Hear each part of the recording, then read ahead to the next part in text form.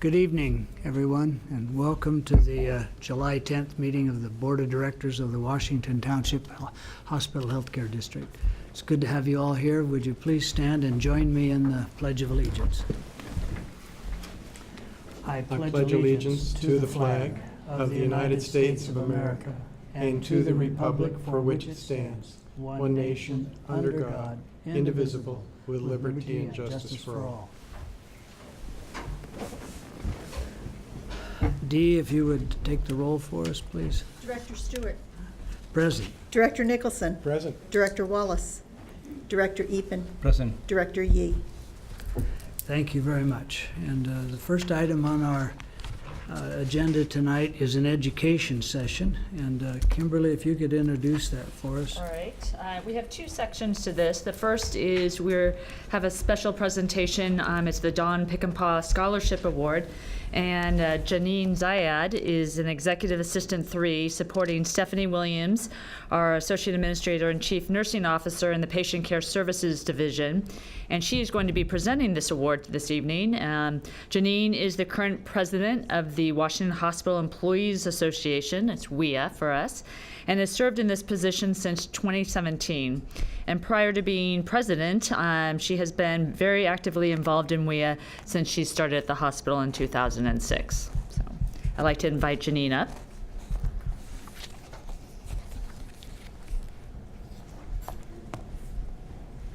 Thank you, Kimberly. So tonight we're going to recognize our 2019 WIA Don Peckinpah Memorial Scholarship recipient. Before we announce the recipient, just a little background on who Mr. Peckinpah was. He was the longest serving board member. He was elected to the board in 1976. He was elected board president 5 times during his 27-year tenure, most recently in 2002. During his time on the board, he provided leadership on many projects, but most notable are his work on the acquisition of the Washington West building in 1997, which we are in, and the renovation of the hospital's 6th floor in 2002, which added 29 beds to the hospital's capacity. So with that, we are going to go ahead and honor tonight Harsimrat Kaylee. You want to come on up? He's joined today by his parents. You're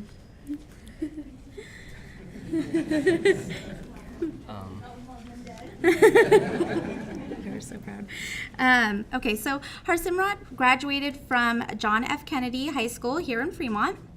And he's been accepted to UC Irvine in the fall to study computer science and engineering. While at Kennedy High School, he received several academic honors and awards, some of which were the Senator and Legislator Recognition Award, MESA District Regional Winner and Runner-Up, AP Scholar Award, and Honor Roll. Harsimrat holds an outstanding GPA and has been very active in school activities. At Kennedy High School, he participated in the MESA 540 and speech and debate clubs. He also participated in an internship at UC Berkeley. His MESA coordinator, Michelle Kerr, did I say that right? Okay, stated that Harsimrat's desire to push himself and take on new learning possibilities is exceptional. In addition to being so involved in various school activities, he has been very active in the community. He volunteered at a local elementary school to help tutor students and worked with various clubs to create a recycling program, cultivate new gardens, and acted as a leader for a community beautification day. Harsimrat was also part of Project Public Sediment, where he led a group and created a device that measured the turbidity and sediment levels of water to help with the revitalization of our local waterways. It is no wonder that with all that Harsimrat has accomplished, that he was selected to receive this year's Don Peckinpah Memorial Scholarship. So I'd like everybody to give him a big round of applause.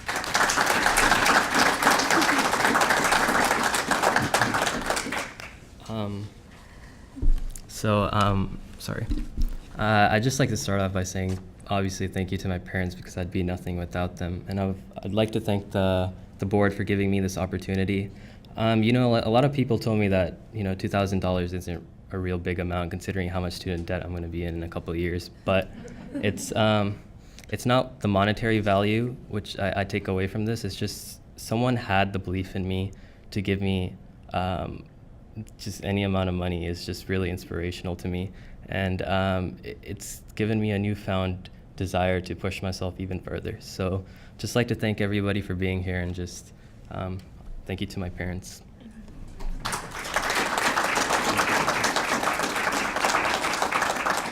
you.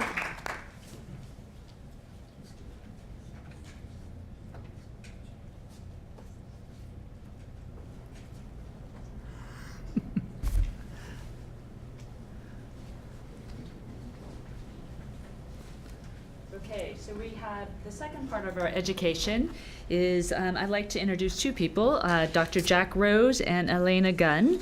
And so I will start with Dr. Jack Rose. Dr. Rose joined Washington Township Medical Foundation in early 2014. Dr. Rose received his undergraduate degree from Stanford University and his medical degree from Columbia University's College of Physicians and Surgeons. Dr. Rose received his medical and neurological training at New York Presbyterian Hospital's Neurological Institute, where he was selected as chief resident. He did a 2-year neurocritical care fellowship at the University of California, San Francisco. He is an expert in neurointensive care and cerebrovascular disease and was among the first 100 physicians in the world to become board certified in neurocritical care. He is also board certified in neurology as well as vascular neurology. Dr. Rose's experience and leadership augments Washington Hospital's comprehensive stroke and neurosurgical programs, especially in cerebral vascular neurosurgery and interventional radiology. Dr. Rose is co-medical director of the stroke program with Dr. Kalsa. And I'd also at this point like to introduce Elena Gunn. Elena Gunn is the Senior Regional Director for Quality and Systems Improvement with the American Heart Association and the American Stroke Association. The American Heart Association is the nation's oldest and largest voluntary organization dedicated to fighting heart disease and stroke. The AHA-ASA works to provide science-based treatment guidelines to healthcare professionals to help them provide quality care to their communities. Every year, the AHA nationally recognizes hospitals and healthcare systems that consistently meet or exceed these standards. So we'd like to start with Dr. Rose doing an overview of our stroke program.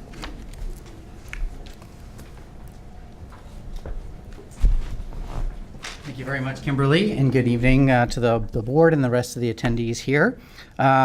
Before we invite Elena up, I'm going to give a brief overview of our calendar 2018 stroke program. And I just want to recognize my co-medical director, Dr. Kalsa, who couldn't be here this evening. But he and I have been co-medical directors for the last 2 years, and it's been a really rich relationship, and we're thrilled to be directors of the program. We also have two other outstanding neurologists who we work with very closely, Dr. Sharon Singh and Dr. Ravi Kalan. And we have an outstanding stroke program coordinator, Maria Nunez, who's next to Elena over there, who is our stroke program coordinator, and she is a certified nurse practitioner besides being an outstanding nurse. We have a very unique program of our structure of our stroke program here at Washington Hospital. We're one of the few places in the country, if not the world, that has 24-hour dedicated in-house stroke nurses that are able to respond to stroke concerns or patients showing signs of a stroke 24 hours a day, 365 days a year. And many of them have advanced certifications and training, which besides the extra training in stroke care that they have. Besides the neurologists and myself, we also have a great group of neurosurgeons, including one that is a vascular neurosurgeon and an interventional radiologist that allows us to treat the most severe stroke patients with the latest of interventional techniques. We can do things that mostly are done in large academic medical centers here in the local community. And we have an outstanding stroke coordinator who is nurse practitioner certified. Now, stroke care is not just the doctors and the nurses. We have a whole team. It's a whole team approach. And a patient that has a stroke coming into our hospital will first get care from EMS, and then will be transitioned over to our ER staff of outstanding physicians and nurses who can evaluate them from the very get-go, respond very quickly. We have stroke nurses, like I mentioned, who show up and assess the patient and help with their triage and emergency treatment. We have pharmacists that are really key at providing emergency medicines for our stroke patients. We have an outstanding laboratory staff that can turn around our lab tests very quickly to help us decide how we can treat our patients safely. We have neurologists, interventional radiologists as needed, an outstanding radiology department who can get our appropriate scans done in an extremely timely fashion. And again, the sort of the highest, latest technology are available here. Once a patient has been treated and admitted with a stroke, we not only can diagnose them appropriately and treat them effectively, but we have outstanding rehabilitation staff that can assess them towards their recovery, towards getting the best recovery possible. And we have dedicated ICU and stroke care units in our hospital. So we have a very cross-functional and team-centered care, and we're focusing on not only treating stroke appropriately, but treating it very, very rapidly. And we're focusing on getting, for example, this one clot busting IV medicine that we can give stroke patients as fast as possible, going from trying to give them this drug within 45 minutes from the time they arrive to our emergency room, even in the future trying to do that as fast as 30 minutes. So that we're working very carefully and cautiously to get them the ultimate care that they need. How do we disseminate this information about stroke and how our program is doing in terms of data? Well, we have a monthly stroke review committee that we meet with the neurologist, some representative from emergency department and radiology, as well as neurosurgery, and we do this on a monthly basis to go over our data, identify areas of improvement and quality improvement measures. We also review cases in neurosurgery review committees and vascular surgery review committees, and I also sit on the critical care committee to review issues in terms of critical care and stroke. We also have an annual review and programmatic data review for the Quality Steering Committee, and we have annual presentations to the board like we're doing this evening. How are we doing in terms of patient volume of our stroke program? Well, once we became primary certified in 2007, we had a slight uptick in our number of patients. But since then, we've been averaging about between 400 and 500 stroke patients a year, which is actually kind of remarkable because there have been now many certified stroke centers all across the Bay Area that haven't been that in the past. And so it's a testament to how good we take care of stroke patients that we've maintained this level of high stroke volume. And this includes both blocked artery strokes and bleeding strokes. Those are the two main types of strokes. How do we do in terms of outcomes of our patients? Well, we're receiving an award this evening to show you how well we're doing, and I'll just give you some of the information about our data. One of the things that we work on is looking at quality measures of our inpatient care. There's a program that American Heart Association, American Stroke Association has that's called Get With The Guidelines. And this is one example of sort of 10 measures, quality measures that they ask hospitals to follow and track about how well they're doing, about recommendations or guidelines that are evidence-based and reflective of high-quality care. So the goal for this organization, the Get With The Guidelines, is to be above 85% for each of these 10 measures. And I'm proud to report, as last year and the years before, we are above that 85% goal for all of these measures. And some of these, for example, are giving out stroke education to patients and their families, making sure that they're given this clot-breaking medicine, if indicated, very rapidly, giving them medicines to prevent blood clots that might develop in their legs or lungs after they've been admitted to the hospital, getting aspirin or other blood thinner medicines in a timely fashion, being counseled about smoking cessation if indicated, giving being discharged on a cholesterol-lowering medicine, getting anticoagulant medicines if they happen to have a particular heart arrhythmia, atrial fibrillation, being assessed for swallowing difficulties, and then being assessed for rehabilitation. And we're near 100% on these measures, each one of these measures throughout the calendar year of 2018. This is just a drill down showing you how we've been doing over the last 10 years for one of these get with the guidelines measures, that is giving patients anticoagulant medicines when they have atrial fibrillation. And you can see that for the last 2 years we've been at 100%, but have always been above that 85% goal. So these are some of the things that we follow and track in our monthly data and yearly data.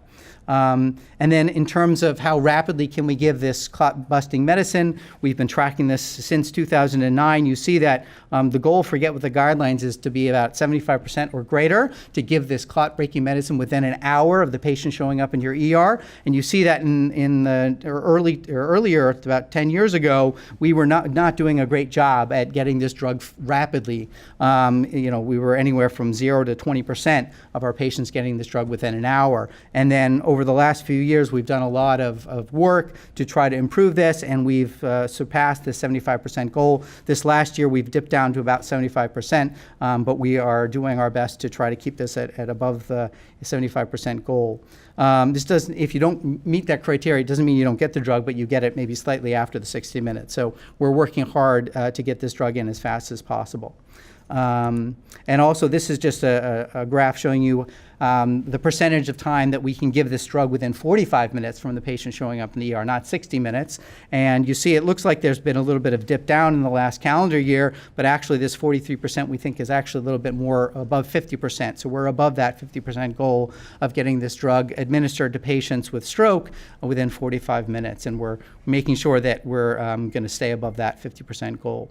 Another thing that we've been working very hard on within the last several years, and especially this last 2 years, is that we're trying to decrease the time it takes for us to not only give this IV medicine to acute stroke patients, but to get them to the neurocath lab very quickly if it's indicated. If they have a large artery in their brain that's blocked, oftentimes there's a treatment that we can do in the neurocath lab to take out the clot. And in the past, our average time that it took for us to take a patient from the ER to the neurocath lab was averaged at about 3 hours. And we've been trying to work very carefully to try to shorten that time. And I'm proud to say that our internal target was to decrease that to less than 2 hours, and we've gotten down to about 1.5 hours. So over the last few years, we've cut that time in half, which is really fantastic. And this involves a huge number of people to coordinate getting that emergency procedure done. And so this is a testament to our how much attention and care we have towards these very sick patients, and how we can get them the emergency care that they need rapidly. Another thing that we've done over the last several years, since 2016, is we've initiated a program where it's called Code Neuro. You may hear this announced over the loudspeaker. So if anybody in the hospital, it usually happens in the emergency department, is exhibiting signs of an acute stroke, acute weakness of their body, a severe headache, loss of consciousness, other signs of a stroke, and we think that this happened within the last several hours, we call an overhead code, and this alerts all the staff in the emergency department, our stroke nurses, our radiology department, our lab, our neurologist on call, to very rapidly assess the patient, get them the imaging and lab tests that they need, and assess them for any acute treatments. And this has allowed us to really rapidly improve our care of our stroke patients and allow us to meet all these Get With The Guidelines targets in the last several years. How are we doing in terms of how do our stroke patients from the community come to us? We, of course, would like all of our patients to come to us via ambulance, because stroke is an emergency, and patients shouldn't wait to see if they improve, or shouldn't try to drive themselves to the emergency room or be taken from them by their family members. We really advocate for 911 activation and ambulance to bring patients into the hospital. And last year, over 50% of our ER patients did come in through EMS. EMS, which is an increase over the past. We still have about 43% of our patients showing up either as walk-ins or not via ambulance, and so we're working in terms of community education efforts to try to increase that even further. And this is we want to emphasize not only is the faster you can get to the hospital safely, the better, but that we will be prepared to treat you with the rapidity that is required. How are we doing in terms of our risk of dying after having a stroke in our hospital? This is a graph showing you over the last 4 years how well do we do in terms of the chance of our patients dying after having a stroke, and compared to other hospitals in the Get With The Guidelines database in California. And this is showing you that the red number here compared to the green number there, which is ours, we have lower or the same risk-adjusted mortality that other hospitals do. So our patients do just as well, if not slightly better, in terms of a chance of dying after having a stroke. And that's blocked artery strokes. If you take both blocked artery strokes and broken artery strokes or bleeding strokes and compare our chance of dying, our patients dying after having either a broken artery stroke or a blocked artery stroke, our average risk-adjusted mortality is better than most hospitals. And so we're doing a tremendous job at minimizing the chance of our patients dying after having a stroke. We also spend a lot of time educating our staff about stroke and the latest treatments and study results. I give a monthly case study presentation twice a month, actually. I gave one this afternoon, in fact. This is attended by neurologists and nurses and other healthcare staff. And we go over interesting cases of stroke patients that we've treated in the hospital here, and it's an excellent educational opportunity. We also have the stroke review committee meeting monthly that I mentioned before. I also give a quarterly grand rounds presentation on neurocritical care issues, typically also going over topics of vascular neurosurgery. We have a lot of expertise to treat ruptured brain aneurysms here, which is unusual for a community hospital, but it is one of Dr. Thomas's and my areas of interest and expertise. We also spend time to educate our nurses on neurocritical care skills, and our emergency nurses have neuro huddles, and we do code neuro simulations for our stroke nurses and our ER staff to make sure that everybody's primed and ready to respond as necessary to our stroke patients that show up. We also spend a lot of time educating our patients after they've had a stroke and their families. We give them educational booklets and materials. We have one-on-one nursing to patient education with or without family members that's done on every single stroke patient. We educate them about rehabilitation, about diabetes, about their medicines, and we individualize every patient's plan of care with the My Plan feature of Epic. We also do a lot of community education. We work closely with EMS, working on things such as the Stroke Alert Day. We attend quarterly meetings and submit our data to EMS to help provide ongoing collaboration and improved care with EMS and our hospital. And we pass out public education materials that the EMS people can hand out as well. We also have a stroke support group here that's run by our stroke nurses, so any patient in the community that's had a stroke and is recovering from a stroke or has issues and wants to talk about with other stroke survivors and or their family members, we provide a monthly stroke support group for patients, both the sort of educational ongoing forum and also a social forum, and some of our stroke patients really love having this stroke support group. So it's a great resource that we're able to provide. We also have a lot of community education outreach efforts. We have educational brochures that we put out. We have web-based information. We actually work together with ABC News and put together a number of features with this Bay Area Healthier Together. You may have seen some of our commercials even on television going over important issues about stroke identification and prevention. We have a Stroke Awareness Day where we have community members show up. We had several hundred patients show up, and we screened them for a number of different stroke-related risk factors like high blood pressure, high cholesterol, carotid artery disease, atrial fibrillation, and we gave them one-on-one counseling with doctors during that day. It was a big success, and we do that yearly. And we also do other community outreach every single year. And one of the last few things that I want to leave you with is that everybody should really know the signs. What are the signs of a stroke? And in the past, we've emphasized this mnemonic FAST.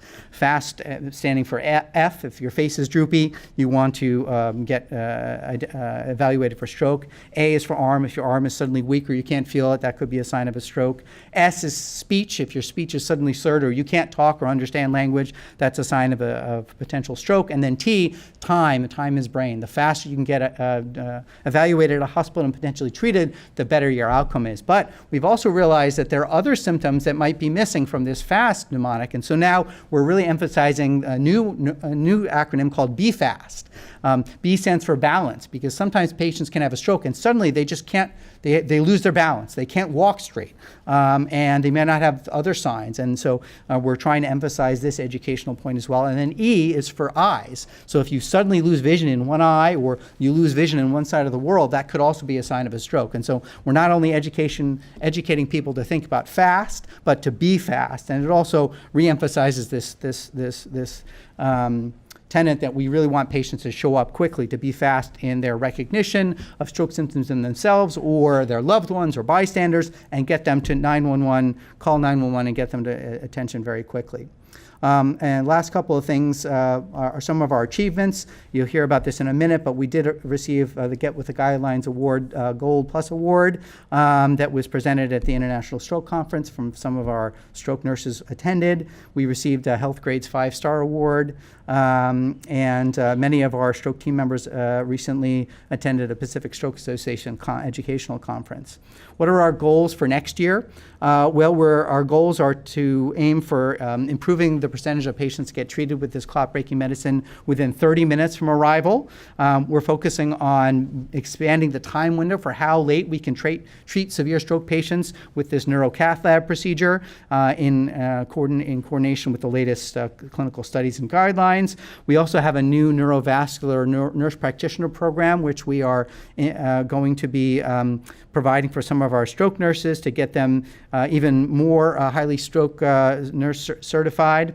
And in the future, we hope to apply for Joint Commission certification for thrombectomy capability and comprehensive stroke certification. And again, this is just to highlight to be fast when you're thinking about stroke. And that's the end of the educational program. And now, before we invite Elena up, I just want to finally, again, on behalf of the whole stroke program at Washington Hospital and my co-medical director who couldn't be here, I want to extend a thank you and a sincere gratitude to Elena Gunn and the American Heart Association for recognizing our program with the award we're about to receive, the Stroke Elite Plus Award. It's an honor, and it recognizes our commitment to continuing improvement of stroke care and outstanding stroke care here at Washington. Stroke care and response is a team sport, and we have an outstanding team here.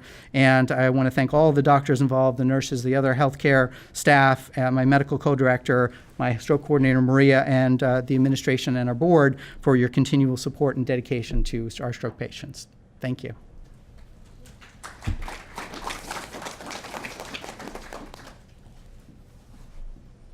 Thank you, Dr. Rose. Good evening, everyone. I think this is my third or fourth year coming, so it's nice to see a lot of your faces again. And I have to be honest, this is the best part of my job.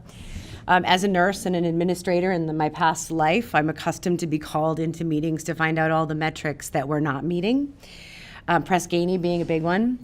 But this is the opposite of that.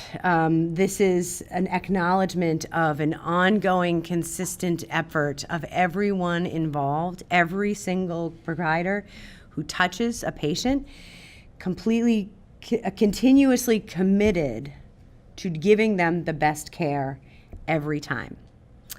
And so, a couple of things about a stroke. A lot of you have heard the numbers. So every 40 seconds, someone has a stroke.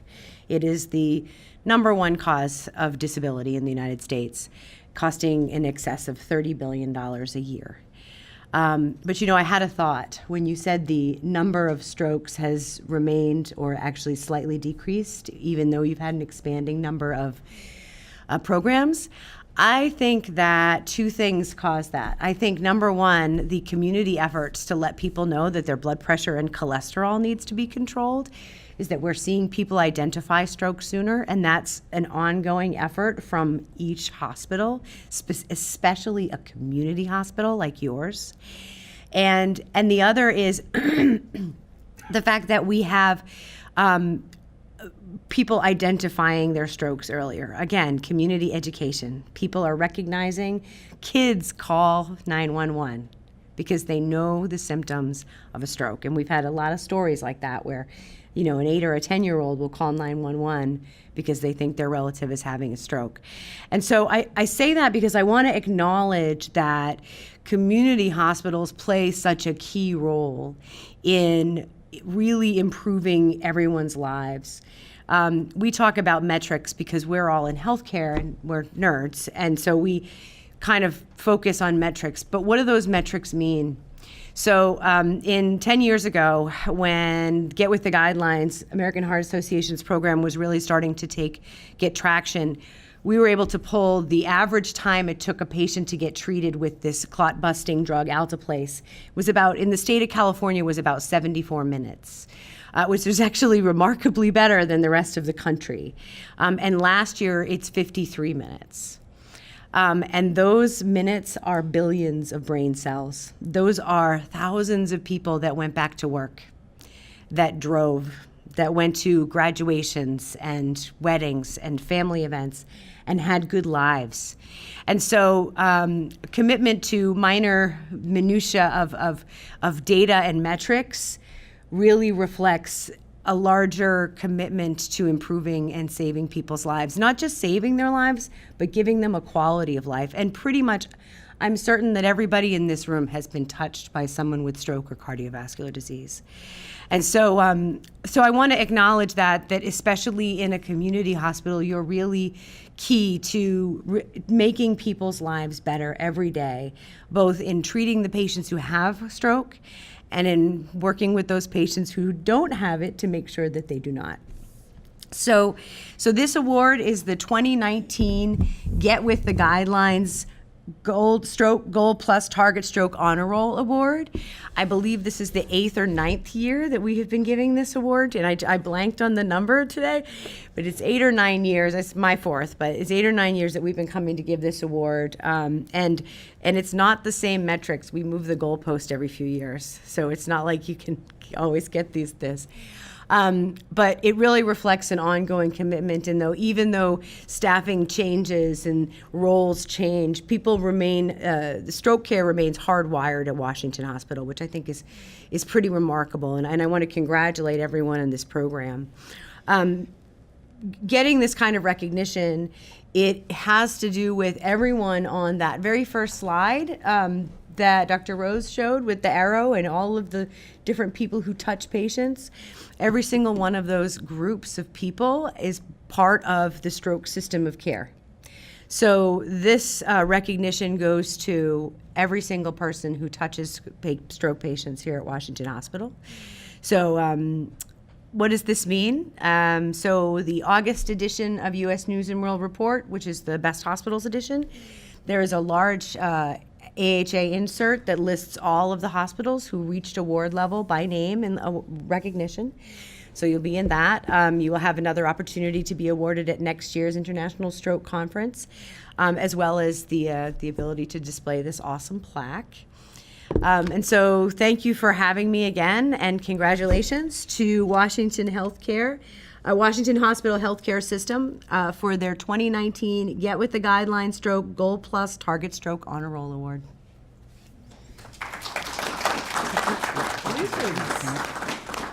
Oh, okay.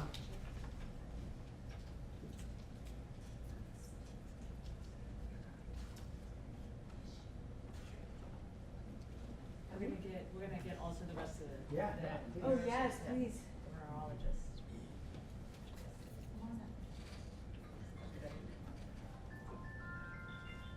Healthcare providers don't like to take their pictures. Come on, don't be shy. Come on.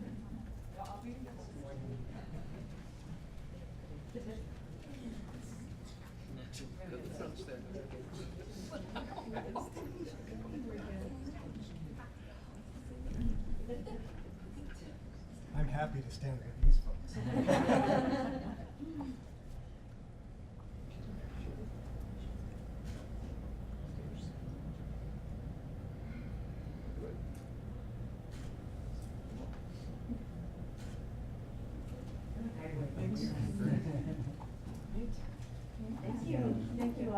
Great work, guys.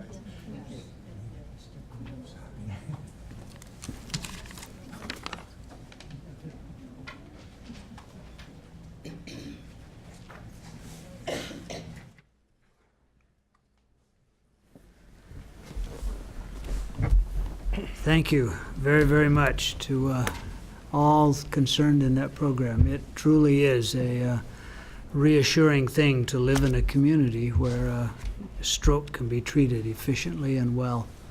Wonderful, wonderful things. Thank you again, all of you. Next item on our agenda is the consideration of minutes for June 4th, June 12th, 17th, 24th, and 26th. Do I have a motion on that? So moved, Mr. President. Second? Now I have a motion and a second. Dee, if you would take the roll on that. Director Stewart, Aye. Director Nicholson, Aye. Director Wallace, Director Epen, Aye. Director Yee. Thank you, Dee. I don't think we have any oral communications this evening. We haven't received any requests. We're moving now to our report from our medical staff. Tonight we have Dr. Shakir Haider with us. Dr. Shakir Haider is our chief of staff elect, and he's here tonight in the absence of many of the other staff. Must be vacation time. But we appreciate you coming and appreciate you presenting the medical staff motion. I'm very thankful to the Board of Directors for giving this opportunity to present the credentials. Brian Beal, DO, Emergency Medicine, Provisional to Active. Gaurav Datta, MD Medicine, Internal Medicine Hospitalist, Sound Physician, Provisional to Active. Jatinder Dhillon, NP Medicine, Nurse Practitioner, Provisional to Active. Mehrnaz Jamali, MD Medicine, Internal Medicine Hospitalist, Sound Physician, Provisional to Active. Ifi Ekapat, NP Medicine, ED Practitioner, Provisional to Active. Matthew McAndew, MD Medicine, Internal Medicine Hospitalist, Sound Physician, Provisional to Active. Matthew Nordstrom, MD Pediatrics Hospitalist, UCSF, Provisional to Active. Thu New Tran, CCP Surgery Cardiac Perfusionist, Provisional to Provisional. And Zarlakta Venad, MD Medicine, Emergency Medicine, Provisional to Active. Initial appointments, 1 year is none. Temporary privileges, Gaurav Datta, Medicine, Internal Medicine Hospitalist. Mehrnaz Jamali, MD, Medicine, Internal Medicine Hospitalist. Ifi Ekpati, NP Medicine, Nurse Practitioners. Matthew McAndrew, Medicine, Internal Medicine Hospitalist. Matthew Nordstrom, Pediatrics Hospitalist, UCSF. Thu New Tran, CCP Surgery Cardiac Perfusionist. Locum tenens, none. 30 days extension request, none. Waiver request, none. Reappointment for 2 years is Marjorie Alpert, Pediatrics. Jessica L. Sofom, Pediatrics, Neonatology.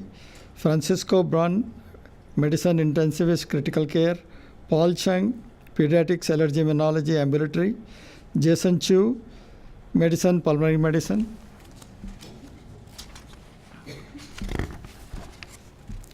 Joseph Deck, Anesthesiology.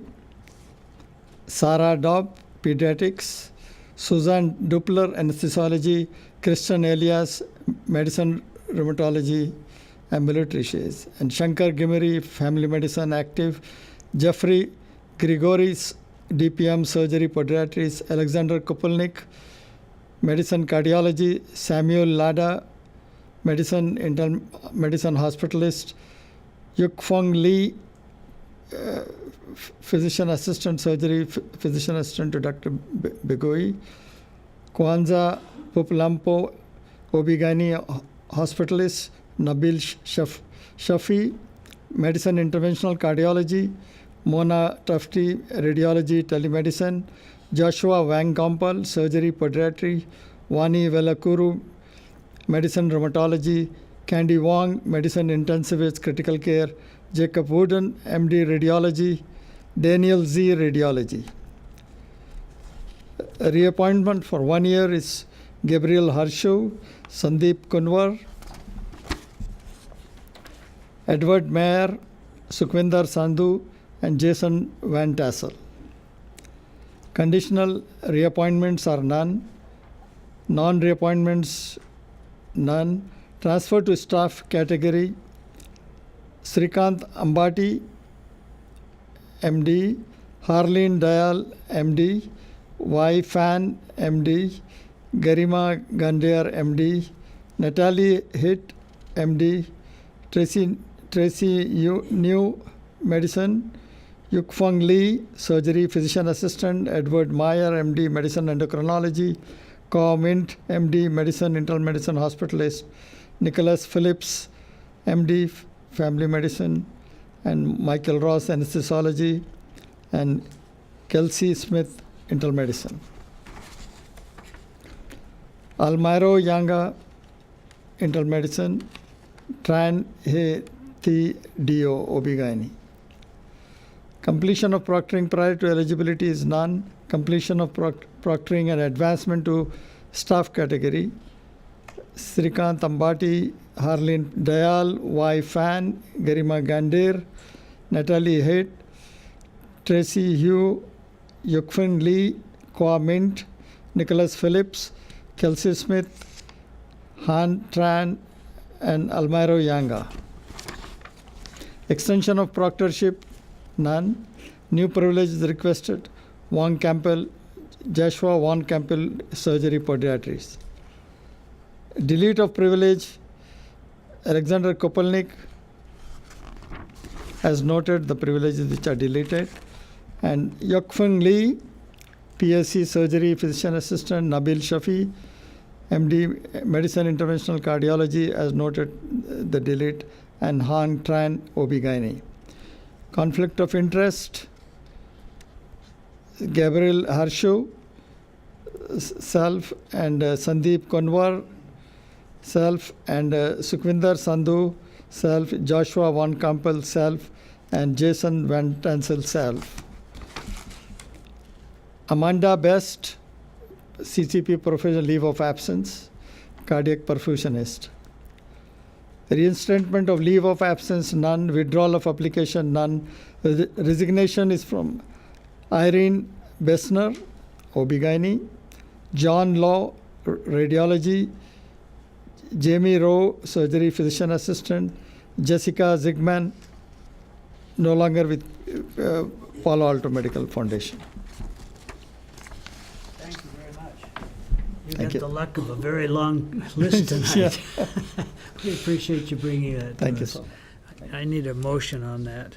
Mr. President, I move for approval of the credentialing action items as presented by Dr. Hyder. Second. I have a motion and a second. Dee, if you take the roll, please. Director Stewart, Aye. Director Nicholson, Aye. Director Wallace, Director Epen, Aye. Director Yee. Thank you, Dee. That motion passes. Thank you. It's time now for our Service League report. It's good to see you, Ruth. Good evening. Good Good to see evening to you. Good evening. So from the Service League, we continue from last month talking about our influx of new volunteers. So we have been very busy training the new volunteers that came in. We had roughly 100 at orientation, and they have virtually all signed up for training. So we are doing targeted training with the groups for the lobby and gift shop. We have targeted trainers that we have identified to have a consistency in our training process as we move them through. So Gail Tomedo and myself are doing lobby training, and Rio Denago is doing the gift shop training. So you've probably seen quite a few students and some adults throughout the hospital, but we're all trying to get them trained and trained with a consistent manner. We hope to have them all trained by the end of this month. And then they'll be able to sign up, and we'll have more staffing available also to cover the Morris Hyman building as well. So we're looking forward to that. We also had our summer social. It was the Aloha Social this month for the volunteers, and we awarded 1 pin for 1,000 hours. And then we had 7 juniors that received pins and recognitions for doing 100 hours and 200 hours. So we are very pleased to see that our volunteers are continuing to sign up and continuing to join and support our hospital here. Thank you. That's my report for tonight. Great. Nice to hear. Thank you. Nice to hear. Now, Kimberly, if we could have our hospital calendar. Back to Howard. Oh, I'm sorry. You know, I think I've done that 2 times in a row, and I apologize. I'm sorry. We need the medical staff report. Medical staff report is we have grand total of 599 on medical staff, 1 short of 600. Bounces around that 600 number. Someday we're going to blast through that and maintain it. Yeah, Good, thank you. thank you so much. Now back to the hospital calendar. So we'll start with the hospital calendar, and then I will do employee of the month.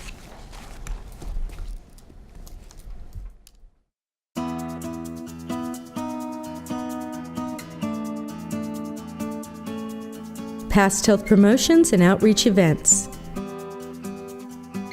On Thursday, June 13th, Dr. Victoria Leaphart, gynecologist, presented Vitamins and Supplements, How Useful Are They?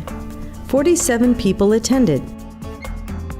On Friday, June 21st, the City of Newark kicked off the 2019 Music at the Grove Summer Concert Series. This 4-part concert series is free and open to the public and will be held at the Shirley Sis Grove on Fridays from 6:30 to 8 p.m. Washington Hospital is a co-presenting sponsor. Representatives from Washington Hospital and Washington Township Medical Foundation provided health information. More than 300 people attended and 76 people visited the information table. On Thursday, June 27th, Washington Hospital staff provided bone density screenings for osteoporosis for members of the Afghan Coalition. The Afghan Coalition is a community-based organization located in the Family Resource Center in Fremont. They provide support group programs for women, youth leadership, health navigation and advocacy, and community events. 23 bone density screenings were provided. Upcoming health promotions and community outreach events. The 2019 Central Park Summer Concert Series will kick off on Thursday, July 11th. Washington Hospital is a co-presenting sponsor. This free 6-week concert series is open to the public and will be held at the Central Park Performance Pavilion on Thursdays from 6 to 8 p.m. Washington Hospital will be providing health information and health screenings during this 6-week concert series. On Tuesday, July 30th and Thursday, August 1st, from 3 to 6 p.m., Washington Sports Medicine is hosting sports physical clinics for high school students. Student athletes from all sports in Fremont, Newark, and Union City area are welcome. Each student will receive an assessment and physical to ensure they meet the California Interscholastic Federation requirements in order to play sports. Medical Director Dr. Russell Nord, along with other providers from the Washington Township Medical Foundation, will provide the examinations. Athletes will also receive orthopedic screenings by certified athletic trainers. The events will take place at Irvington High School in Fremont. The cost is $20. All proceeds will be donated back to the schools for their sports medicine programs. On Thursday, August 1st, from 7 to 8 p.m., as part of the Diabetes Matters program, Anna Mazzei, registered dietitian and certified diabetes educator, will present Dining Out Around the World. On Tuesday, August 6th and Tuesday, August 13th, Melissa Reyes, RN, will provide a two-part education series on stroke. Part 1, Stroke Prevention, will educate community members about prevention, symptoms, and what to do if you are experiencing signs of a stroke. Part 2, Life After Stroke, is an overview on how to better understand your condition and how to move forward after a stroke. On Saturday, August 10th, from 10 a.m. to 1 p.m., Washington Township Medical Foundation will host a special health fair at the Nakamura Clinic in Union City. This fun and free community event includes glucose, cholesterol, blood pressure, and body mass index screenings, and an opportunity to talk to experts on diabetes, nutrition, heart disease, and stroke. Registration is encouraged for health screening priority. To register, call 800-963-7070. Bay Area Healthier Together. Washington Hospital's partnership with ABC7 continues to provide health-related information and education through on-air programming and on BayAreaHealthierTogether.com. The featured topic during the month of June was pediatric asthma management, featuring Dr. Catherine Caldwell, pediatric hospitalist, plus articles on asthma care. The Washington Hospital Healthcare Foundation Report. On Saturday, October 12th, the Washington Hospital Healthcare Foundation will host the 33rd annual Top Hat Dinner Dance. The trustees of the foundation have designated the proceeds from this year's Top Hat Gala towards the support of the Washington Hospital Women's Center with the purchase of 3D mammography equipment. This cutting-edge technology has been proven to produce clear diagnostic images, making it easier for physicians to detect abnormalities, reducing instances of false positives and unnecessary biopsies. To reserve seats at Top Hat or to inquire about sponsorship opportunities, please call the Foundation at 510-818-7350. The Washington Township Healthcare District Board of Directors Report. Washington Township Healthcare District Board members attended the State of the County address hosted by Alameda County Supervisors Scott Haggerty and Richard Valle on June 14th. The Future of Fremont Breakfast hosted by the Silicon Valley Business Times on June 18th, the Newark Chamber of Business Awards Luncheon on June 27th, and the farewell celebration of Fremont Bank's main branch building reception on June 30th. District Board members also attended the City of Fremont 4th of July Parade. Washington on Wheels, WOW, Mobile Health Clinic. The Washington on Wheels Mobile Health Clinic, WOW, is a mobile medical unit providing quality healthcare services primarily to uninsured and underserved district residents. WOW brings Washington Hospital's commitment to patient-first care to clients throughout the district. During the month of June, WOW served community members at the following locations: in Fremont, the Family Resource Center, Bay Area Community Services, BACS, TCV Food Bank and Thrift Store, and the Irvington Presbyterian Church.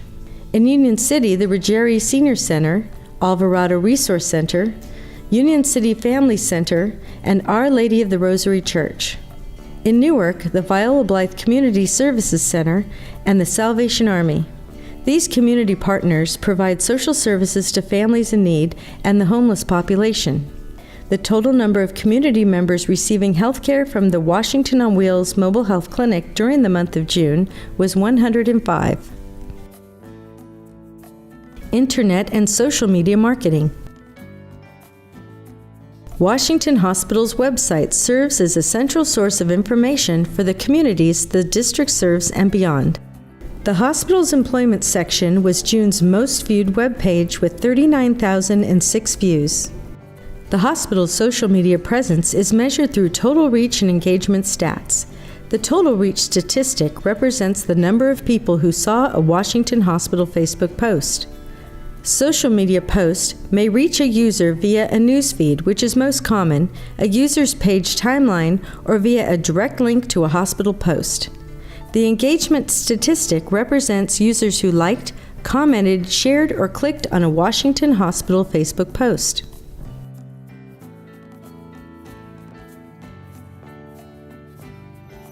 InHealth Channel 78. During the month of June, Washington Hospital's cable channel 78 InHealth captured new programming, including a Diabetes Matters program called Diabetes Conversations.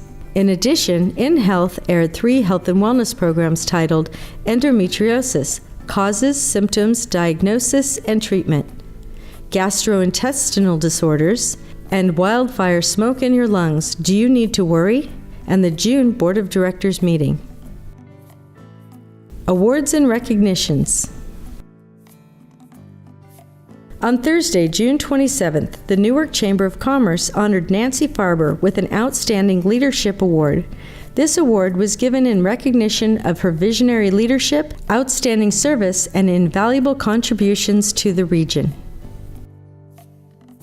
For more information on any of the programs mentioned, visit WHHS.com or call 800-963-7070. And please follow us on Facebook, Twitter, Instagram, and YouTube. It is my pleasure to announce the July Employee of the Month, and her name is Heather Heath, and she is a Registered Respiratory Care Practitioner 3. And I just want to talk to you give a little overview of her. After each shift working in respiratory care, Heather Heath gets to go home to her family. She gets to sleep in her own bed, sleep through the night without interruptions, and wake up to spend time with her husband Paul and their 2 children. Knowing that her patients at Washington Hospital cannot experience these simple pleasures helps Heather stay focused on giving them her 100% focus while she is at work.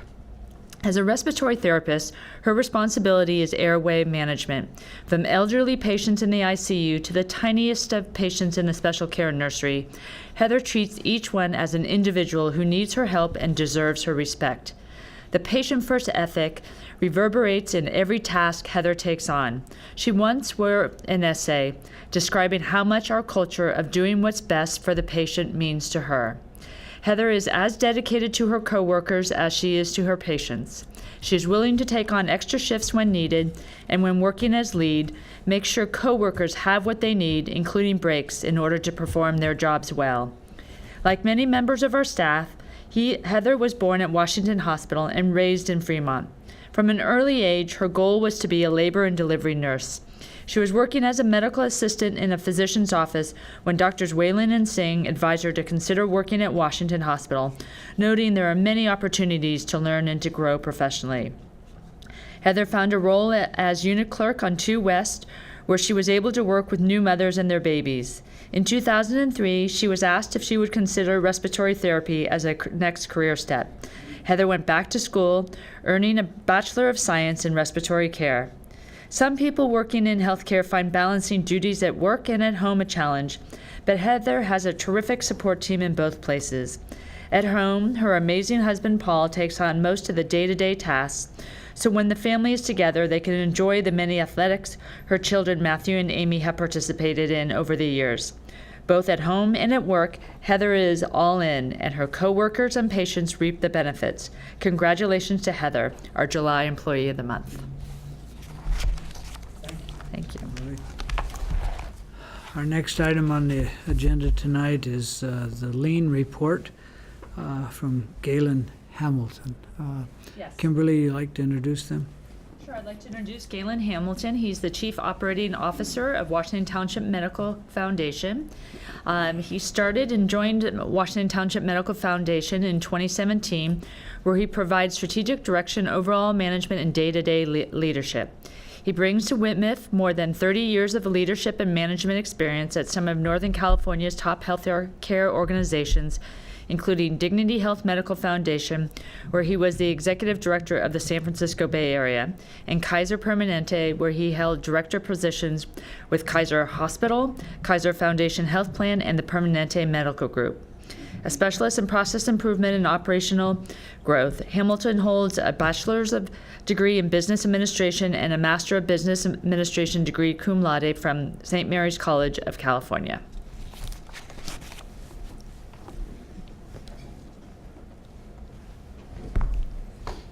Thank you, Kimberly, members of the board, members of the community, colleagues. Pleasure to be here. When I started with Washington 2 years ago, Kimberly made it very clear that one of the priorities was going to be getting the 5S programs and methodologies into the clinics. And it was a bit of an undertaking, but we did have one advantage in our favor, and we had 2 clinics already had gone through the processes, and were running in a lean method and 5S. So to that end, we started our journey. A little background, as I mentioned, our orthopedic and our Suite 12 internal medicine group had already undergone the process. It was a small sepsis change for the larger picture of all the clinics. They engaged the visibility walls, the daily huddles, the Gemba walks, et cetera, and physician and staff all participated in a 5-day Kaizen workshop along with the hospital teams and Rota Consulting support. In comes 2019, and we begin the system-wide rollout.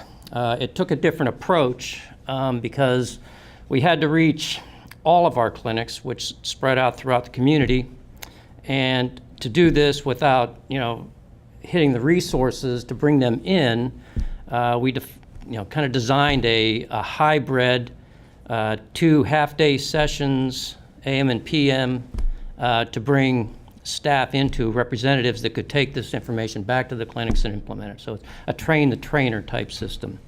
Our target completion date was June 1. I'm happy to say we are rolling. The participants, we had a really good team here. We had 14 physician champions from primary and specialty care, 3 mid-level providers. We had 10 managers and leaders from director right down to the front-end lead. And we had 21 support staff that pretty much covered the range of our support in our clinic. So the front end, the back end, and our surgery scheduler. Total of 48 participants, which is a pretty good representation of our total staff. I took this grid right off of the agenda or the meetings, and basically what I wanted to call out here is we knew if we had 2 primary goals. We needed to get standardized, and we knew that we need to get things clean so that we had organization. And if we did that, and we had, the orthopedic clinic and the Suite 12 internal medicine group had already shown us that the other things would come into play. They would be byproducts, if you will, our par level supplies, standards, et cetera, et cetera. So this was our goal, focus, and our desires for our outcomes, and this is kind of where we started. The key initiatives to drive this success, pretty standard in the 5S lean world: visibility boards, Gemba rounding, coaching journals, which came out of the management team, coaching sessions, which came from the Kaizen promotion office, the PMO, and a target sheet. And this is an example of a master target sheet for all of the clinics that were engaged. And so we understand and learn where we are sitting right now, where our goals are going to be going forward, and then we start moving towards those goals. Just a few slides to show what it kind of looks like without getting deep into the 5S systems. Problems are observed, identified, solutions are detailed. The big coup that we had was we had very good engagement, which is really a big part of what you need in order to be successful. So our staff, they focused on continuous improvement. The larger initiatives that required subject matter experts and planning were handled in that manner, whereas ideas in daily huddles could be tested, and then we could implement quick fixes where appropriate. And those came right out of the daily huddles. Process ownership, it's big. It's very important to own the process. In other words, we're all involved in the same goal here, therefore we all need to focus on and continue with the process improvement. So we focus on the solutions and the teams of physicians and staff, identify the issues and inefficiencies. Just some pictures there, some before and after shots, if you will. What 5S really gives us is optimal space utilization, reduced on-hand inventories, and lower inventory holding costs. A few more pictures there, basically, that whereas what 5S what the results of 5S gives us is an ability to look and see specifically what you need and get it in a moment's, in the moment that you need it. It also gives us the ability to order when we need it without running out of supply or low on supply. So it's par level management, basically. A couple of other before and after pictures in our gastro department there, how a counter cleans itself, gets cleaned up, and also the storage area and ENT, just as an example. And so our outcomes, standard huddles, or daily huddles, visibility boards, gimbal walks, these are standard routines on a daily basis. Or the daily huddles, everything else comes in sequence. Stockouts were pretty much eliminated, our par levels are managed.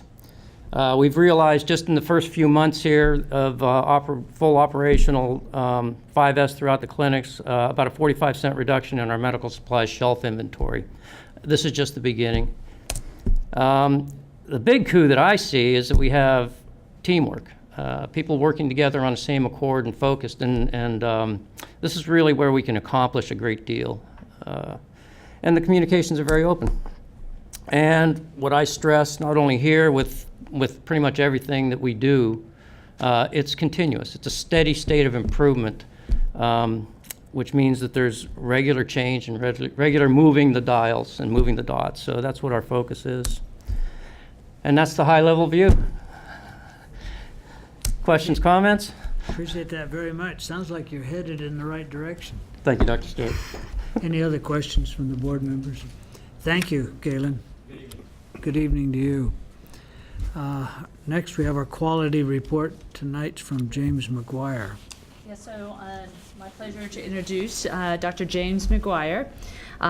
He is the medical director of the special care nursery at Washington Hospital, where he practices neonatology. He is also a professor of pediatrics at the University of California, San Francisco, and he practices and teaches at the UCSF Medical Center at Mission Bay. Dr. McGuire received his undergraduate degree from Harvard, his medical degree from the University of California, San Diego, and a master in public health degree from UCLA, where he also completed a residency in pediatrics and a fellowship in neonatology. His work interests include team harmony and collaboration. Dr. McGuire is fond of the Bay Area, having grown up here, and currently lives in Fremont with his wife and 2 children. And this evening, he is going to be presenting the fiscal year 2018 report. Thank you, Kimberly. And thank you, board members, ladies and gentlemen. Yes, it's really great to be here. And I want to follow up on just what was recently talked about was Heather Heath winning Employee of the Month. And I work frequently with Heather, and indeed today, and it's just, she does a fantastic job, as do many of the respiratory care practitioners. But I would just say I can't emphasize enough how well she's suited to be the Employee of the Month. So yeah, let me just tell you about our special care nursery. So we're on the 2nd floor, and this was established with an affiliation and partnership with UCSF in March of 2014. So the physicians, both the neonatologists and the pediatric hospitalists, collaborate and work alongside the Washington Hospital nursing and ancillary staff, respiratory care practitioners, et cetera. And what we do is we take care of premature babies, primarily down 32 weeks gestational and above, or term babies that can't stay with their mother for reasons of either having respiratory distress or they need intravenous fluids or antibiotics or other issues that come up. So those are the bulk of what we do. And we are an 11-bed unit. We take care of about 200 babies a year in our special care nursery. And then those that we can't take care of, we transfer out if they're born more premature than 32 weeks or we don't have the services at Washington Hospital. So our department goals are comprehensive and integrated care for the community. We obviously want to keep babies in the Fremont area, Washington Hospital, when they can be taken care of well here. And if they need to go elsewhere, then we typically send them to UCSF Mission Bay. And then we often will have those premature babies come back to Washington Hospital for the rest of their care when they're able to be taken care of at Washington Hospital. And we actually have a lot of subspecialty services here at Washington Hospital that are evidence of the collaboration between Washington Hospital and UCSF, and so that actually has helped. We have a prenatal diagnostic clinic headed by Jackie Chu, who's a UCSF faculty. And then we also have UCSF pediatric cardiologists who will evaluate any heart concerns we have, and then they actually have an outpatient clinic, and so it really helps with this seamless transition for care before delivery, after delivery in the hospital, and even after delivery as an outpatient. So our quality and strategic initiatives, these are initiatives that are supported and discussed at the Special Care Nursery Clinical Operations Committee, which meets monthly. And we're going to focus first on those that are enhancing patient safety outcomes. One is sort of following up on what Galen was talking about, is the lean Kaizen approach to standardized care. And without getting into a lot of details, just on the second floor in 2014, there were 3 types of warmers that we would resuscitate and care for babies, and they were very different. And so that was a challenge, because then when a baby was resuscitated on one type of warmer, the folks who were going to take care of the baby didn't, in a different part of in the special care nursery, didn't feel that was what they could do well on that kind of warmer. So then we had to move the patient. We obviously don't want to move the patient unnecessarily. And so we identified that if we could get down to 1 warmer for all the babies, that would be better for their care. And so we've been moving towards that. We've eliminated 1 warmer, and we're moving towards having all the warmers the same kind, so that they would have standardization of care. That took a lot of education, because obviously everybody liked their own kind of warmer. And so there were 3 warmers, and there was a lot of discussion and a lot of training, and we're moving that way and so that took some change, but I think, and it's made things safer. The other challenge has been that when we have an emergent delivery, we really need the whole floor to help out. And because immediately, if a sick baby is born, we don't have enough people to take care of the baby and be in the special care nursery right away. And so we used to have challenges with that, and frankly, they say it sort of takes a village to raise a child. It takes sort of the whole second floor to get ready and take care of a baby. And so with the leadership of Carmen Williams and Edith Ananeo, Carmen's the director on the second floor of maternal child health, and Edith is our nurse manager, we have come up with processes to sort of move people around, so that the birthing center, if we have a baby that's going to be born and needs to be in the special care nursery, we get the nurses from the birthing center to help us out in the special care nursery. And actually they go both ways in terms of helping each other out. But that process and creating a standard workflow this one was recently created in the spring, and we tried it out with a mini mock code to make sure it's working and to identify any challenges. But this enables us to get the right people to the right place very quickly, sort of patient care first is our focus. I mentioned the standardization of the warmers, and that was, as I told you, a lot of the things were, without getting into the details, were to try to educate people where things are, like the resuscitation equipment, and then also, as I told you, that we're trying to get the special care nurses to attend high-risk deliveries, and we're also getting, again, the birthing center nurses to come to the special care nursery to help out. So we really are focusing on teamwork and collaboration. The collaboration and mutual support, and I'm talking a little bit about this, is that the Maternal Child Health Senior Nursing Director attends our meetings for the special care nursery and discusses cases where we identify areas that we could improve or make things go more smoothly. And so she and the special care nurse manager and the clinical nurse educator meets with the neonatologist on a monthly basis, and we have joint debriefings and case reviews and debriefs of cases that come up and identify ways that we can work better together. In terms of maintaining skills, this is a big challenge in all parts of the hospital, and particularly in the special care nursery, because we have emergencies come out occasionally, not every day, not every week necessarily, but several times a year. And so, of course, we want to be ready for those emergencies. The standard nowadays is to obviously do mock codes and simulation where we can train the staff and make sure everybody works well together with having good communication. So we have those multidisciplinary and on all shifts and involving all the maternal child health units. Another challenge we've been facing is the opioid epidemic. Well, no, our babies aren't taking opioids, but in the sense of, like adults, but they actually suffer from the challenges that moms suffer from when they are taking opioids. That is to say, the mother is giving opioids to her fetus if she's on opioids. And so that means that when the baby's born, that the baby's no longer getting the opioids, and so then the baby would withdraw.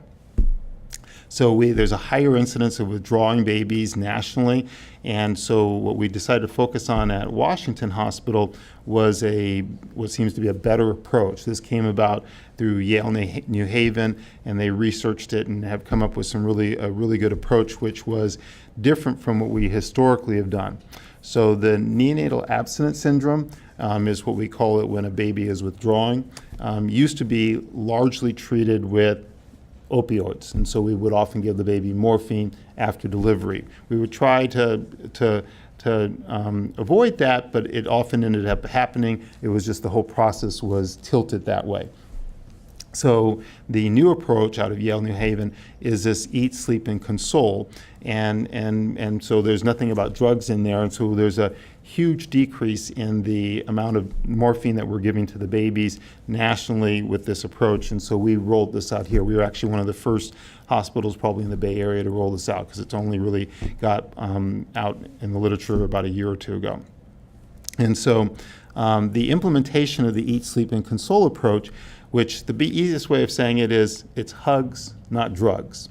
So, and so we assess the baby every 3 to 4 hours. We get feedback from everybody, the parents, the nurse, everybody that's involved, and then we try to keep the baby with the mother more. That improves the bonding, improves long-term outcomes. We try to not have the baby come to the special care nursery, and by doing this seems to, one, we don't have to use the morphine as much, and then that shortens the length of hospital stay on average. And we use less morphine, as I said. So this is our, I mentioned that we are having the baby held more, and one of our options in this, and it was actually also discussed in the Tri-City Voice, and you saw this photo just a little while ago. So this is our cuddlers, and we use them for this eat, sleep, and console approach because we've already had a baby with this earlier this year, but we also use them for just holding our babies in a special care nursery when a parent can't be there. And this is, of course, I think many of you know these people. Jeannie Yee, our board member. We have Sydney, Kay, Pragya, Jill, Jackie, Sydney, and Sandy. And these are, as I said, the whole second, they're very involved with the second floor, taking care of our babies in the special care nursery. And then in the eat, sleep, and console approach, we're actually holding the baby at night when the parents couldn't be there, and really helping the baby avoid the need for getting on drugs. And that was our goal, and it worked out. So educational and professional development, our case studies with nurses, we have those routinely. We had one on Tuesday, and that was with the pediatric hospitalist and the neonatologist from myself, and we talked about cases that were interesting and provided education and discussion.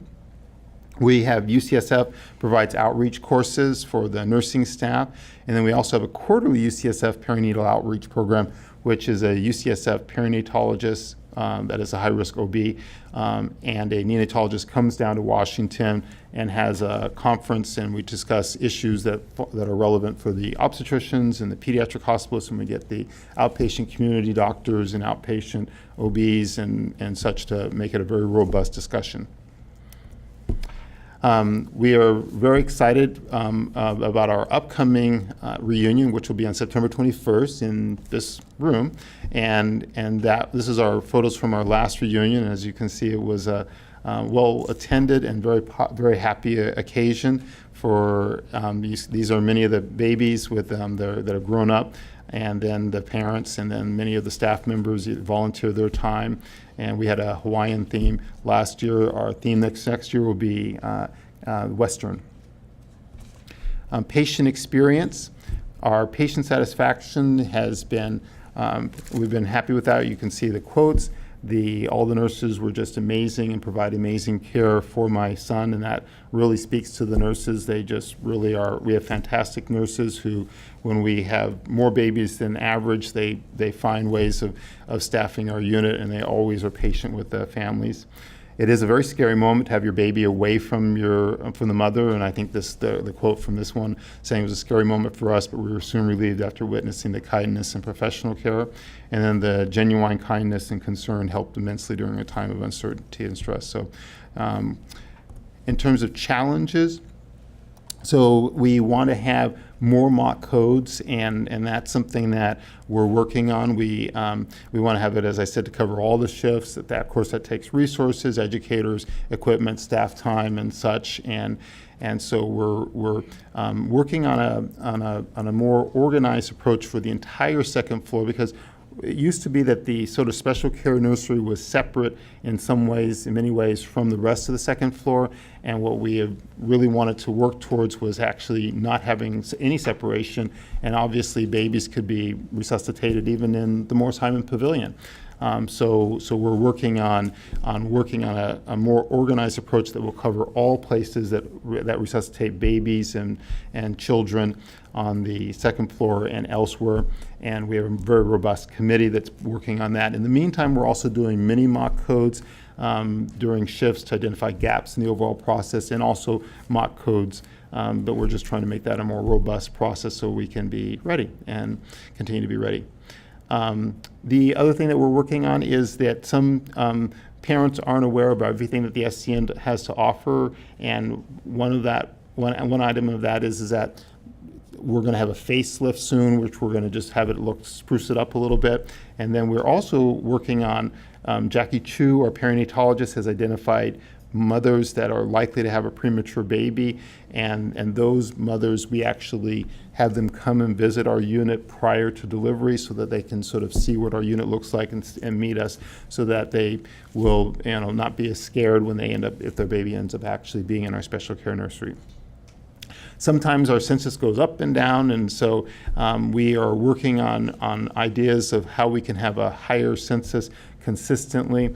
Births nationally have gone down, and that's just part of what's happened nationally and of course in Alameda County.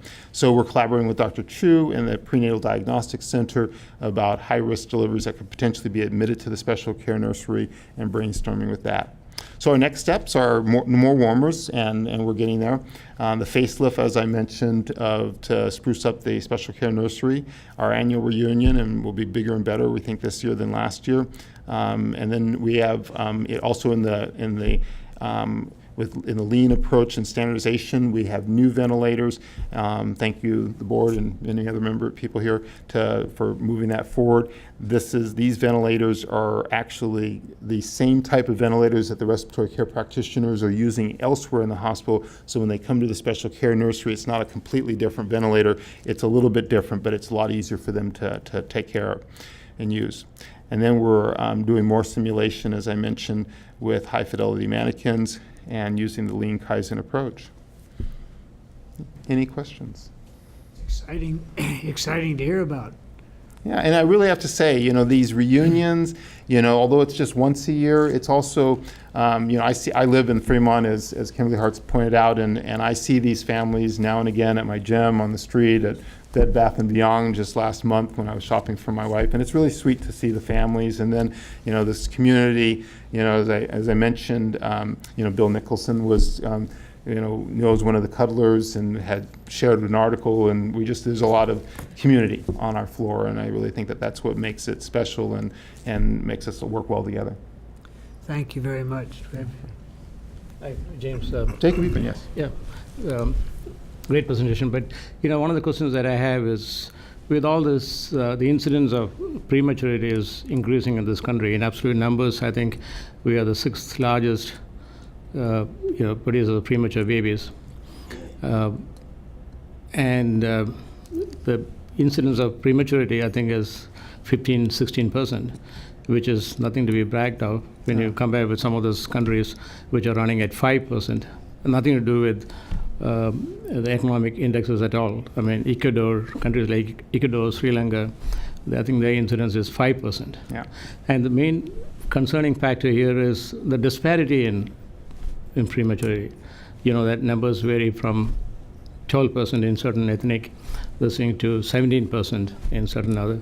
So what is UCSF and everybody else? Yeah, well, great question. So UCSF is actually doing research. They have a preterm birth initiative, and they are looking not just nationally but internationally about what triggers prematurity, why does that happen, as you said, in some ethnic groups, and seeing if they can understand it better. At Washington Hospital, we're not looking into that, but at the same point in time, I think that that's something on the OB perinatologist side that they're obviously trying to decrease the percentage as they can. But that'll be a good question to ask the obstetricians, because they're the ones that make that decision often to deliver. But I think that there's definitely is research going on in nationally and at UCSF to try to figure out those questions, answer those questions, and I hope that nationally things will get better. Thanks. You're welcome. Thank you very much, Dr. McGuire. We're at a point now where we can hear our finance report from Chris Henry. Thank you, Chris.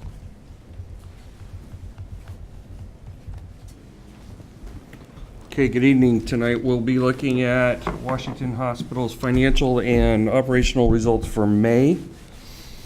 Moving into acute inpatient statistics, the average daily census for the month was 1.1 above budget at 182.1. Admissions were 119 below budget at 1,061, but our patient days were 34 above budget at 5,645. So again, our average length of stay was higher than we expected in the month at 5.24. We expected 4.76. Outpatient observation equivalent days for May came in at 182, 41 higher than the budget of 141. Looking at utilization, case mix index for May came in pretty close to budget at 1.462. We had 135 deliveries in May. That was 22 below the budget at 157, but higher than we'd seen last month or the couple months before. Surgical cases for the month were 23 above budget at 411. That includes our joint cases that were 18 above budget. Neurosurgical cases came in 1 above budget at 32. Cardiac surgical cases were 4 below budget at 9. And not shown here, but our general surgery cases were 8 above budget for the month. Cath lab procedures for May were 16 above the budget at 370, so they were pretty busy. Outpatient visits, continued high, 718 above the budget at 8,168. And our emergency room visits came in at 4,587. We'd expected 5,140 for the month. Quick look at the cath lab activity. Cardiac activity in the cath lab was really strong. We did see a pretty high number of PCIs in the month. So not quite sure what's driving that activity, but it was very busy. Peripheral vascular came in at 32% of the activity for the month, followed by non-vascular interventional radiology procedures at 20%, and neurointerventional radiology pretty consistent there at 3% of the activity. Moving into productivity, our productive FTEs for May came in 38.9 below budget at 1,360.6. Non-productive FTEs for May were 155.5, giving us total FTEs that were 32.8 below budget at 1,516.1. Our full-time equivalents per adjusted occupied bed, which is our productivity measure, looks pretty good in May at 5.86. We'd expected 6.45. Moving into the financials, and as always, we'll look at our Governmental Accounting Standards Board presentation. This is the presentation used for our audited financials. Total patient revenue for the month came in pretty close to budget, just $379,000 below budget at $198,503,000. Our contractuals for the month and our write-offs came in below budget at 77.81%. We'd expected 78.65%. And if you recall, we had noted last month that the payer mix was not favorable for May, and that didn't change. The payer mix was not favorable for May, but we had some help from a couple of factors. We also talked last month about the lag in receiving some of the money from the Medicaid pool. And just to explain what that is because California does not provide enough general fund money to hospitals to pull down 100% of federal matching dollars, district hospitals got together to put together a program where we can do it for the state. And the way that works is that we provide money to the state. You've heard me talk about intergovernmental transfers, IGTs. So we use intergovernmental transfers to send money to the state, who then turns around and goes and pulls down those additional federal matching dollars and brings them back and redistributes them to us. So that process can take sometimes months, sometimes more than months, sometimes years. We did have one come in. We had been waiting for, there's two that are hanging out. One came in May. We got another one that came in June that we'll talk about next month. But that provided an additional $1.4 million that offsets our contractual write-offs. Also, we had a positive outcome on the audit of our 2017 cost report from Medicare. That provided a reduction in our reserves of another $1.5 million. So those two things really helped out our contractual write-offs for the month. Our provision for bad debt and charity was higher than we expected in the month, and as we noted, bad debt for the month, or excuse me, private pay for the month came in at 3.2% of gross revenue, where we'd seen it, well into the low twos historically. So that number, again, is continuing to creep up. So that gives us total deductions, actually, that were about $2.9 million below budget at $154,455,000. And that brings us to that 77.81%. So we end the month with net operating revenue, actually $1,251,000 above budget at $44,527,000. Operating expenses for the month came in about 3.5% above budget at $41,271,000. Really, the largest impact there was in our benefits area. We had really high health and welfare claims in the month that came in. They were about $865,000 higher than we had expected. A couple of really high dollar claims. Also, we continue to make the adjustments on our pension numbers as a result of the actuarial report that came down in December. Also contributing to that variance, we had some offsets going on here. Our salaries and wages were below budget, almost $300,000 with our lower FTEs. Purchase services ended up below budget, about $174,000, and our professional fees were below budget, about $300,000, primarily with lower medical fees for the month. So we ended up May pretty close to budget, $129,000 lower than budget at $3,256,000 or 7.3% margin. Pretty good month for May. Non-operating income for the month was little over $1.1 million above budget at $1,109,000.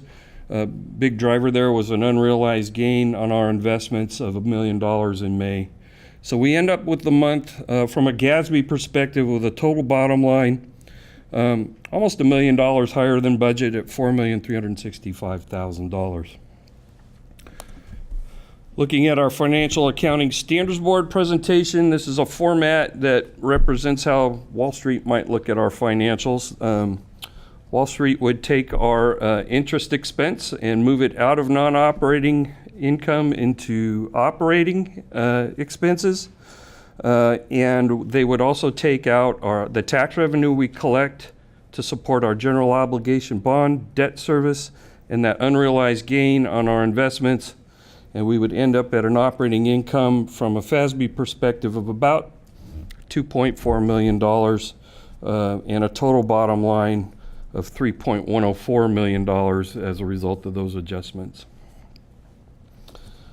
Quick look at EBITDA. This is earnings before interest, taxes, depreciation, and amortization. And the reason we look at this is there are a lot of non-cash transactions, the biggest one being depreciation, that flow through our financials, and we want to kind of get an idea of how much cash the operation is spinning off to support our interest payments and other capital expenditures. So we pull depreciation out of our operating expenses to come down to EBITDA of $7.793 million and an EBITDA margin of 17.5%. We also go down to non-operating and pull that interest expense out of the total non-operating numbers. And we have other non-operating income of about a little over $3.2 million. So in total, this tells us that the operating and non-operating activities of the hospital provided about $10.9 million of cash to pay our interest obligations on our debt and provide for future capital expenditures. So are there any questions on May? No questions, and we can hear the operations report from June. Okay.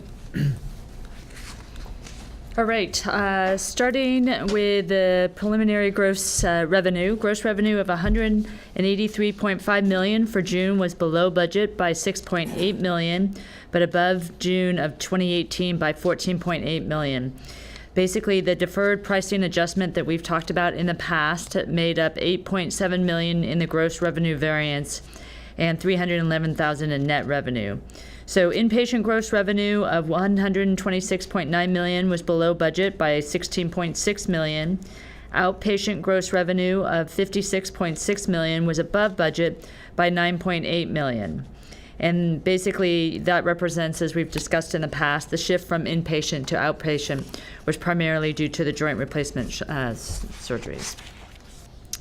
Then going on to major drivers of the revenue variance. Inpatient days were below budget by 154 or 2.9%, driving room and board revenue down by $5.5 million. Emergency room visits were below budget by 234, driving emergency room revenue down by $3.5 million. While surgical services cases were above budget by 1, the related gross revenue was below budget by $723,000. And basically the decrease was due to an unfavorable surgical procedure case mix. While cath lab procedures were below budget by 1, the cath lab revenue was above budget by $2.3 million, and the increase in gross revenue was due to a favorable procedure mix. Some key census statistics. Average length of stay of 5.08 was above the budget of 4.90. The outpatient observation days were 21, 15.1% above budget at 160 days. And the average daily census of 174 was below the budget of 179.1 by 5.1 or 2.8%. Looking at our admissions trends for June, admissions were 73 or 6.7% below budget at 1,024. The major drivers of the admissions variance are the following. Our joint cases moving from inpatient to outpatient, which totaled 63. Our deliveries were below budget by 29, but our emergency inpatient medical admissions were above budget by 19. Looking at our patient day trends, our patient days of 5,220 were below budget by 154. And again, some major drivers of that were joint cases and deliveries. Looking at our surgical trend for June, our total surgical cases in June of 375 were slightly above the budget of 374. Inpatient surgeries were 82 below budget at 219 and 42 below the June 2018 volume. Outpatient surgeries were 83 above budget at 156 and 32 above June of 2018. And again, that the increase in outpatient surgeries was due primarily to the joint replacement shift from inpatient to outpatient. Surgical activity, as you can see, neurosurgical procedures were below budget by 6. Our cardiac surgery procedures were below budget by 3. And our general surgical procedures were above budget by 4. And also our joint replacement surgeries were above budget by 6. Our cath lab trend, basically pretty much almost on budget. Cath lab procedures for June of 341 were 1 below budget. Inpatient cath lab procedures were above budget by 1, and outpatient cath lab procedures were below budget by 2. In terms of the types of cath lab activity that we saw, peripheral vascular procedures were below budget by 16. Our neurointerventional radiology procedures were on budget at 6, which is the same as our June 2018 volume. Our non-vascular interventional radiology procedures were above budget by 3, or 3.9%. And lastly, our cardiac procedures were above budget by 12, 8.2% and 26 above June of 2018. Looking at deliveries, as we've talked about, deliveries for June were 118, which is below budget by 29, 19.7%. And as you heard Dr. McGuire talk about, we're looking at ways to look at increasing the delivery volume. Then moving on to non-ER outpatient trends, our non-emergency outpatient visits of 7,294 were once again above budget by 210 or 3%. We had cardiac rehab visits were above budget by 144. Our infusion visits were above budget by 73. And our prenatal diagnostic center visits were above budget by 43. This was offset by diabetes education visits were below budget by 54. Looking at our emergency room visit trends, emergency room visits of 4,487 were below budget by 234, which is 5%, but above the same period last year by 358, or 8.7%. Looking at our preliminary productivity indicators, our productive FTEs were below budget by 10.6 at 1,361.1. Our non-productive FTEs were below budget by 13.9 at 192.7.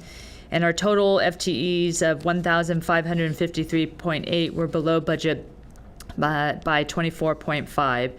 So you can see our productive FTEs per adjusted occupied bed of 5.41 were below the budget of 5.77, and our total FTEs per AOB of 6.18 were below the budget of 6.64. So we were down in certain areas, but we controlled our FTEs in that case. Other operational statistics, you can see Washington Outpatient Surgery Center had 493 cases in June. This was 7 or 1.4% below the budget of 500 cases. The clinic visits were 3,211 below budget by 413 or 11.4% for the month of June, but 113 above the June 2018 volume. We had Washington Urgent Care was down, Nakamura Clinic was down, Warm Springs Clinic was up, and also Ohlone Clinic was up, in terms of the difference there. Looking at our payer mix as for the month of June, preliminary payer mix for the month of June was unfavorable, as Chris also talked about May. Government-sponsored patient revenue made up 74.2% of gross revenue, which is above the budget of 72%. HMO revenue was 3.3% of gross revenue, which is higher than the budget of 2.9%. However, our PPO revenue was 21.2% of gross revenue, which is below the budget of 22.8%. And private pay was 1.3% of gross revenue, which is below the budget of 2.3%. Looking at our key financial statistics and charity, days cash on hand for June ended at 164 days, up 9 days from last month. We did receive $3.8 million in supplemental funds from the state, which helped to drive up the days cash on hand. Also, days of gross revenue and accounts receivable were at 56, and there were 795,000 in charity care applications pending or approved in June, which is down from the previous month, as you can see. And then lastly, our summary of homeless patient activity. There were 189 homeless patient encounters in June of 2019. The estimated incremental cost of Senate Bill 1152 for the month of June is $33,000.